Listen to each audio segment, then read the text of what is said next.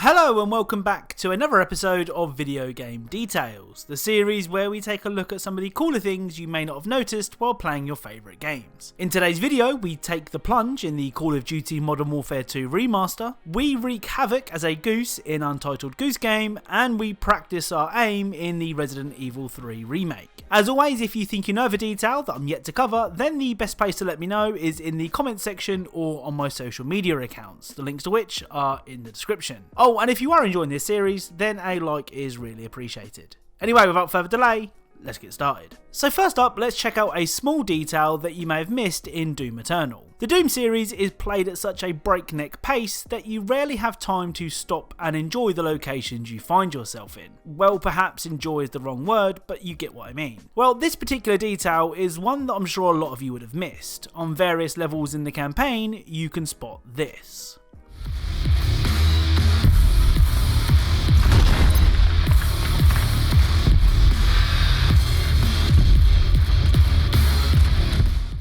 So this thermostat's temperature is set to 66.6, which is of course a reference to the number of the beast, 666. As I said, a pretty easy to miss detail in a fantastic game. Up next is a game that doesn't seem to have gotten the attention it deserves. Ori and the Will of the Wisps is a sequel to the equally fantastic Ori and the Blind Forest that once again sees you take control of the White Guardian spirit, Ori. Now, this detail isn't mind-blowing by any means, but it just looks so nice that I had to include it in this video. When swimming just below the surface of the water, this will happen.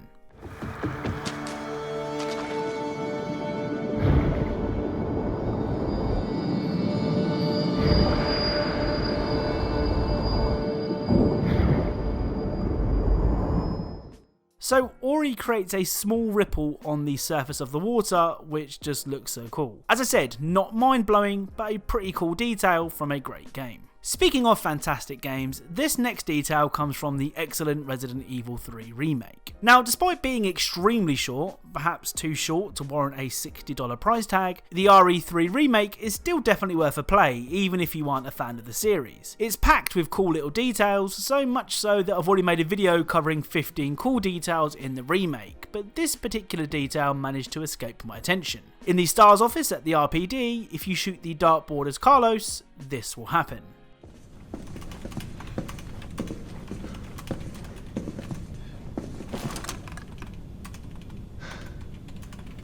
Oh yeah, the kid still got it. Let that be a lesson to all dartboards. Carlos has loads of these little moments throughout the campaign, but I think that this one might be my new favourite. So this next game is one that I never expected to feature in a video. Untitled Goose Game has you play as a goose that tries to ruin people's day, and it's way better than it has any right to be. As the goose, you can get up to all kinds of mischief, such as stealing items from a market stall and being really mean to this kid.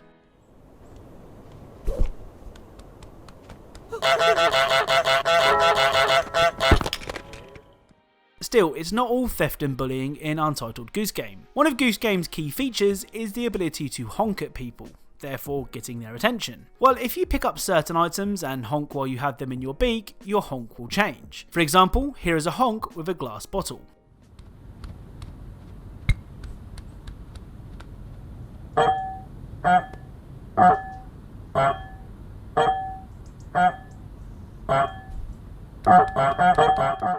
Here is a honk with some soap.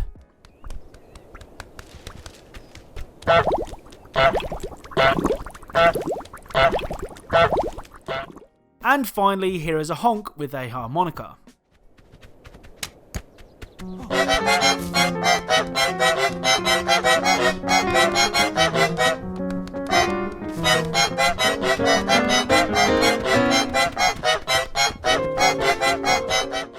I don't know why, but that harmonica clip always makes me laugh. Funnily enough, this next detail had a friend of mine thinking it was a bug. The Warzone Battle Royale mode in Call of Duty Modern Warfare has made thermal vision sniper rifles fashionable, but there is one thing that thermal vision doesn't like, and that's glass. Allow me to demonstrate.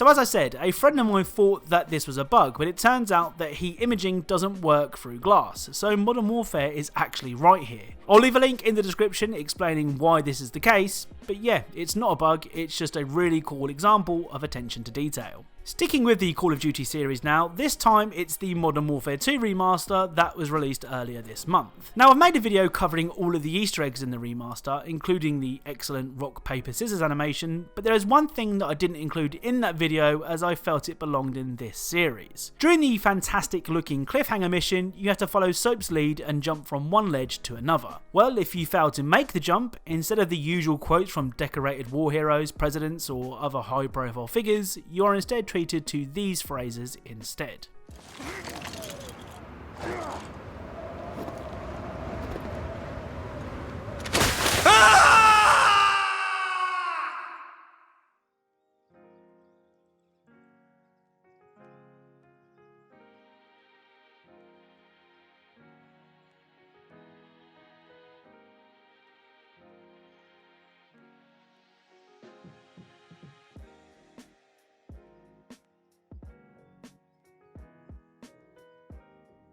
Now when it comes to attention to detail, there aren't many better developers than Naughty Dog. Having been responsible for the excellent The Last of Us and the equally great Uncharted series, it seems that the guys and girls at Naughty Dog have a knack for making their game worlds feel real. Uncharted 4 has loads of examples of this on its own, whether it's realistically falling rocks,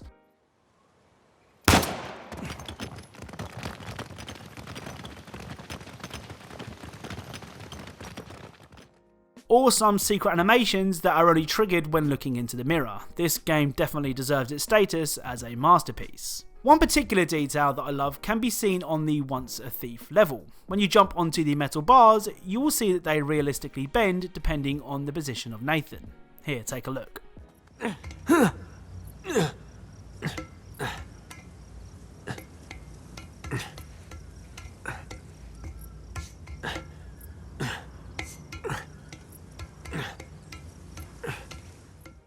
It's tiny details like this, in a game that is now 4 years old, that make me that little bit more excited for The Last of Us 2. Now, I hadn't originally planned for this next clip to be in this video, but with the entire UK on lockdown at the moment, I decided to take the opportunity to tackle some of my backlog, starting with the Metro Exodus expansions. The expansion in question is the Two Kernels, which ditches the open world design of Metro Exodus and gives you a more linear experience like the first two Metro games. Like a couple of other details in this video, this detail does nothing to change how you play or experience the game. It can be seen while observing a completely optional conversation with two NPCs. Let's see if you can spot the detail I'm talking about.